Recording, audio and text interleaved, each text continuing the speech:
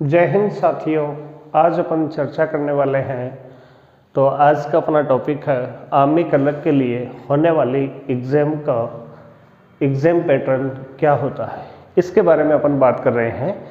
तो अभी आगामी जुलाई महीने में जो आर्मी क्लर्क के लिए संपूर्ण राजस्थान की जो भर्ती होने जा रही है, तो उस परीक्षा में क्या पूछा जाएगा, कहाँ से क्वेश्चंस आएंगे, कैसा होगा आपका पेपर, इस बारे में अपन बात करने जा रहे हैं। तो देखिए दोस्तों, आर्मी क्लर्क का जो पेपर होता है या फिर स्टोर कीपर के लिए भी होता है, उनका एग्ज़ाम पैटर्न जो होता है वो पेपर दो पार्ट में डिवाइडेड होता है, पार्ट ए और पार्ट बी।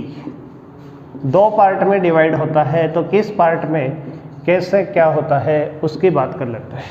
देखिए, दोनों ही पार्ट में जो क्वेश्चंस की संख्या होती है वो कितनी होती है, वो होती है 25, यानी टोटल क्वेश्चंस कितने होंगे, 50 होंगे। अब बात करते हैं अपन कि पहला जो पार्ट है उसके अंदर क्या मिलेगा आपको। इसमें जीएस के जो क्वेश्चंस की संख्या है वो कितनी होगी, 5 होगी। फिर बात करें अपन मैथ्स के क्वेश्चंस कितने होंगे, तो मैथ्स के क्वेश्चंस 10 होंगे। फिर बात आती है जीके की, तो जीके के कितने होंगे, 5 होंगे। और लास्ट जो बात आती है वो होता है आपका सब्जेक्ट कंप्यूटर, और इसके भी कितने क्वेश्चंस पूछे जाएंगे, 5 पूछे जाएंगे। अब बात आती है कि मैथ्स के अलावा जो भी आपका सिलेबस है, चाहे वो जीके है चाहे वो कंप्यूटर है, इनमें जो क्वेश्चंस होंगे वो एनसीईआरटी के लेवल से या सीबीएसई साफ लिखा रहता है नोटिफिकेशन में। तो सीबीएसई का जो सिलेबस है वो एनसीईआरटी सिलेबस है, तो आपको सबसे ज़्यादा फोकस करना है एनसीईआरटी के सिलेबस पे। नंबर 2 जो है वो किसका होगा, सिर्फ इंग्लिश का होगा, यानी 25 क्वेश्चंस किसके होंगे, इंग्लिश के होंगे। तो ये आपके लिए डिफ़िकल्ट बन जाता है, तो पार्ट बी पे ज़्यादा फोकस करना पड़ेगा। अब पार्ट बी में किस लेवल के क्वेश्चंस आते हैं और कैसा पेपर पैटर्न होता है, तो इसके अंदर पैसेज दिया जाता है। यानी मैंने आपको कई बार बताया है कि इंग्लिश का जो भी पेपर होता है वो 3 पार्ट में डिवाइडेड होता है, कॉम्प्रीहेंशन, ग्रामर एंड वोकैब। तो कॉम्प्रीहेंशन से क्या दिया जाएगा, आपको पैसेज मिलेगा, एक नहीं आपको कितने मिलेंगे, 2 मिलेंगे। और इनका वेटेज कितना हो गया, इनका वेटेज हो गया, दोनों ही पैसेज के अंदर 5-5 क्वेश्चंस दिए जाएंगे। तो टोटल क्वेश्चंस की संख्या कितनी हो गई, 10 हो गई। फिर बात आती है फिलर्स के क्वेश्चंस पूछे जाते हैं या फिल इन द ब्लैंक्स के क्वेश्चंस पूछे जाते हैं।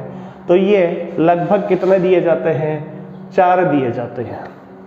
फिर फिलर्स में क्या दिया जाता है इसकी बात करें अपन, तो फिलर्स में आपको मिलेगा article, preposition, subject verb agreement या फिर ग्रामर का और कोई भी टॉपिक। लेकिन आज तक सबसे ज़्यादा वेटेज मिला है वो आर्टिकल्स को, प्रेपोजिशन को और सब्जेक्ट वर्ब एग्रीमेंट को ही मिला है। इसके अलावा जो बात आती है वो किसकी आती है, PQRS के क्वेश्चंस मिलते हैं आपको, ये भी 4 से 5 आते हैं। फिर बात आती है एरर के क्वेश्चंस की, जो ओवरऑल ग्रामर को कवर करते हैं। तो एरर के कितने क्वेश्चंस होते हैं, ये भी 4 से 5 होते हैं। फिर बात आती है लास्ट का जो पोर्शन गया आपका, वो बचा है भाई साहब किसका, वो बचा है वोकैब का। तो वोकैब के सेक्शन में क्या मिलता है आपको, तो वोकैब के सेक्शन में आपको मिलेगा, जो मैं यहाँ लिख के ही बता देता हूँ आपको। वोकैब के सेक्शन में आपको क्या मिलेगा, आपको साइनोज 100% इसका क्वेश्चन होगा।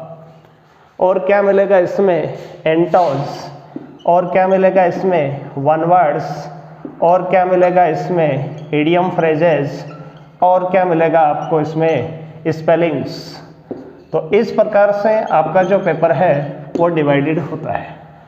पार्ट ए और पार्ट बी दोनों ही पार्ट में क्वेश्चंस की संख्या है वो कितनी है, 25 है। प्रत्येक जो क्वेश्चन होगा वो 4 नंबर या 4 नंबर का होगा, यानी दोनों पार्ट का वेटेज जो होगा वो 200 मार्क्स का होगा। और सबसे ज़्यादा फोकस किस पे करना आपको, पार्ट बी इंग्लिश वाले पे करना है, क्योंकि पार्ट ए ज़्यादा टफ नहीं होता है। फिर बात आती है कि इंग्लिश में आपको सबसे ज़्यादा क्या पढ़ना है। इंग्लिश में आप एक रूटीन से सिस्टम बना लीजिए कि आपको डे बाय डे 2, 3, 5 तक भी आपको पैसेज सोल्व करते रहना है। फिर बात आती है पैसेज के अलावा जो पार्ट है उसमें आपको ध्यान देना है सबसे ज़्यादा किस पे, फिलर्स पे। तो फिलर्स में मैंने बताया है कि सबसे ज़्यादा क्वेश्चंस कहाँ निकलते हैं। फिर PQRS यानी सेंटेंस अरेंजमेंट और वकेब का सेक्शन भी है, सारे अपने को सीखने पड़ेंगे, करने पड़ेंगे। अब बात आती है कि इंग्लिश में आप पढ़ने की स्टार्टिंग कहाँ से करोगे, तो अपन कल की क्लास में बता दूंगा मैं आपको कि कहाँ से आपको क्या पढ़ना है।